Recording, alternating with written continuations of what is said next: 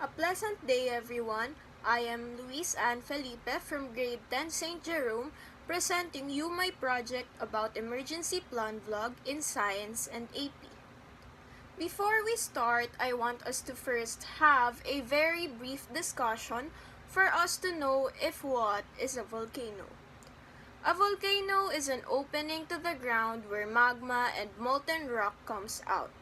On the other hand, volcanic eruption happens when there's enough magma in the chamber and forces itself to come out. When the magma emerges, it can now be called as lava.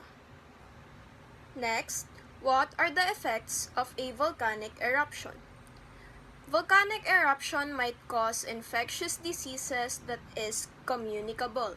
In Tagalog, ito ay maaaring magsanhi ng mga sakit na nakahahawa kagaya na lamang ng conjunctivitis o mas kilala bilang sore eyes.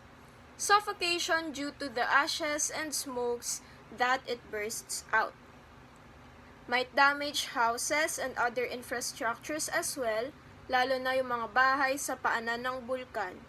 It might also destroy crops and affect the livelihood of farmers. Pag-aralan naman natin kung ano-ano nga ba ang mga dapat gawin bago ang pagputok ng bulkan.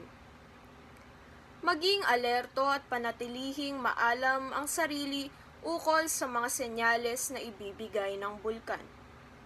Alamin ang maaaring takbuhan gaya ng evacuation center upang makalikas kung sakaling lalala ang alert level ng bulkan.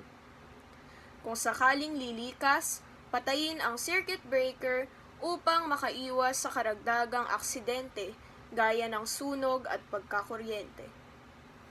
Maghanda ng go bag upang mas mapadali ang paglikas. Nararapat na nilalaman nito ang mga sumusunod: first aid kit, canned goods, mga papeles kagaya ng birth certificate or ID, pito, batteries, power bank, radyo, at iba pa. Ano-ano naman ang mga dapat gawin habang pumuputok ang bulkan? Pumunta sa pinakamalapit na evacuation center at panatilihing ligtas ang sarili at pamilya. Makinig sa balita at manatiling may kamalayan sa aktibidad ng bulkan. Manatiling malayo sa delikadong lugar, lalo na sa malapit sa bulkan, ilog at sapa na maaaring daluyan ng lahar. Magsuot ng face mask upang maiwasan ang paglanghap sa usok at abo na ibinubuga ng bulkan.